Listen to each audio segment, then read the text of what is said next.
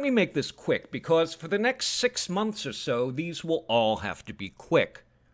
Due to a copyright strike by Karen Stollznow, my YouTube account is fairly crippled. I cannot do live streaming, I can't initiate Hangouts, I can't upload videos longer than 15 minutes. As you may know from previous videos on this subject, Karen Stollznow used any and all means at her disposal, including YouTube, blog posts, interviews, and the like, to make accusations against Ben Radford, but when it came time to put up or shut up in a court of law, rather than in the inquisition of internet witch hunting, they turned out to be without foundation. What's more, in order to attack Radford, Stollznow forged communications between them, changing the timestamp on emails to make it seem that perfectly mundane messages he sent while they were in a relationship were ominously sent after the relationship ended. That to prop up her claims of stalking and harassment. Stollznow further used these accusations to mount a campaign that raised some $60,000, earmarked to give a voice to victims of harassment, that came to nothing. In other words, she lied. She lied a lot. And she was paid handsomely for it.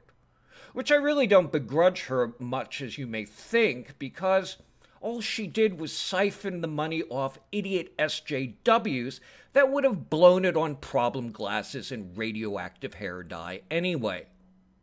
Stollznow's reputation, however, was damaged by the extent of her false accusations, which also damaged the reputations of those who reflexively supported her. Lie long and loud enough, and people, even the really stupid ones, might have the revelation that you are a liar. Now, with money in the bank, Stollznow apparently wants to put all this behind her by sterilizing the internet of her accusations and, presumably, the consequences derived from them. That's typical of false accusers who imagine that their accusations are well-trained attack dogs doing their bidding, only later to realize that unless everyone is listen and believe gullible, what they really have is a tiger by the tail. As YouTube's copyright system is so easily abused, it doesn't take a lot of effort on Stollznow's part to think she's just a couple of clicks away from dropping it all down the memory hole and granting herself a do-over. In that way, Karen Stollznow is just the sort of run-of-the-mill false accuser who does their best to ruin someone with their vindictive bullshit, and then, having fallen flat on her face, unilaterally declares no harm, no foul, and demands everyone move on. For that purpose, Stollznow put up a copyright claim against a mirror of her original video accusation and fundraising pitch that I maintained as it was evidence and context for several of my videos outlining her duplicity. On the heels of that copyright strike, I received an email from Stollznow's official frontman and punching bag, her husband Baxter. And I'm not even going to read it in a silly voice because Baxter's married to Stollznow. He's suffered enough. He writes, "mykeru, listen, we finished our situation with Radford. We both want to move on. We don't spout off in the social justice world, and they have forgotten about us. If you would like to talk calmly and openly about this, let me know."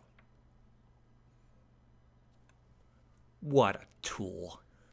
As you may recall, it was Baxter that brokered a deal between Radford and Stollznow that would have put it all behind them way back when by admitting her accusations were just so much bullshit intended to punish Radford severely for wising up to some degree during their relationship and realizing she was nuts. A deal that Karen Stollznow, being nuts, disavowed all knowledge of and further milked for everything it was worth. Maybe the social justice world has forgotten about you two, but those of us out here in the reality-based community, we like to remember this shit. Especially, we like to remember that for women whose only game is sexual politics, claims of stalking and harassment is in fact their means of stalking and harassing.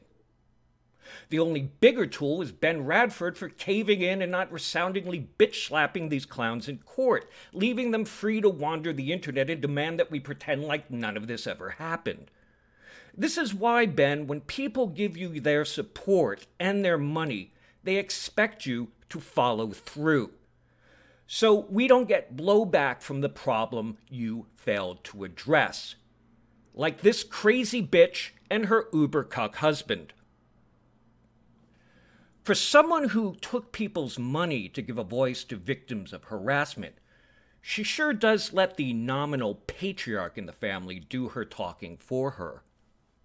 Oh, and by the way, Baxter, you know what Karen is really, really mad at Ben Radford for? She's really pissed off at Radford for dumping her and leaving her no alternative than to marry you. And that's a burn that never heals.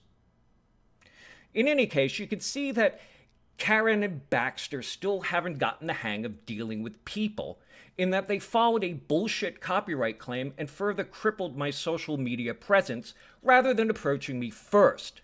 Then they act like they are the reasonable ones. I'm not sure what they're used to dealing with, but, well, it's obviously not me. And so I responded. Baxter, I won't talk to you. I was there when you brokered an agreement with Radford that Karen then failed to honor. Learn new tricks. If you want to discuss something rationally, then threatening my platform with a bogus copyright claim is an autism spectrum opening move. Take a break from trying to be sly above your weight class.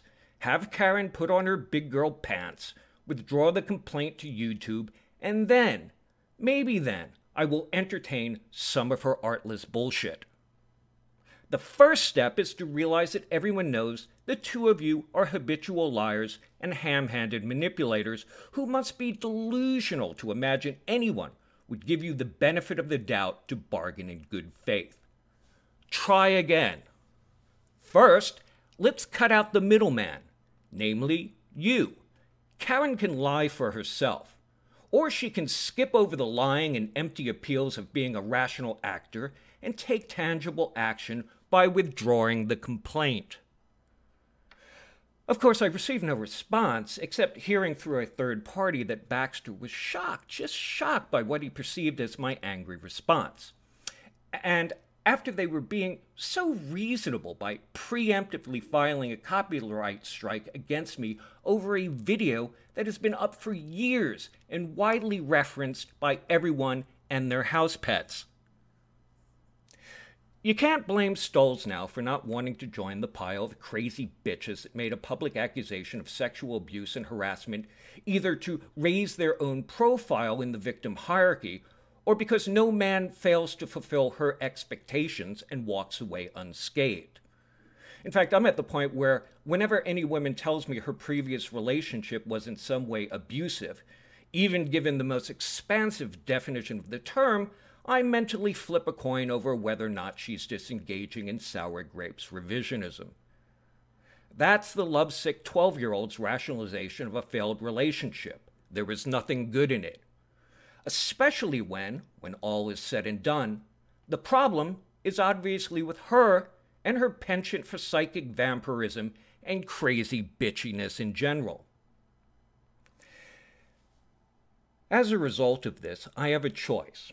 Either wait out the copyright strike and remain hobbled on YouTube until September of this year, or file a counterclaim against Stollznow.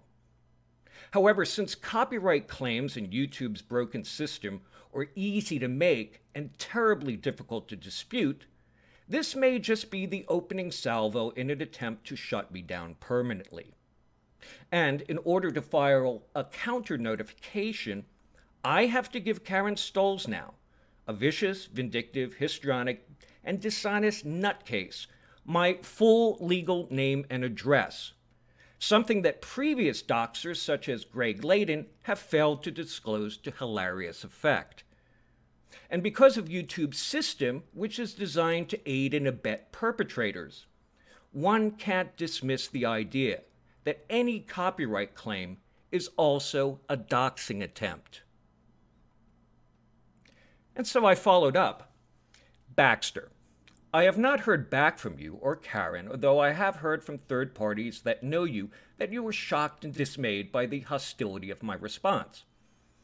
That's only because I don't trust you or Karen. And as you have not made a good faith effort to withdraw the copyright strike, and so crippling my YouTube presence, this is part of an independent effort to shut me down. I would think it was a coordinated effort, but I don't see anyone else much trusting YouTube either. As that's the case, I have absolutely no problem putting up videos in 15-minute increments dealing with this attempt to sterilize Karen's history of false accusations, rehashing the accusations, and the fundraising you two engaged in, the forging of evidence to defame people, and if you decide to barrage me with copyright claims and shut me down, that will be part of your history as well.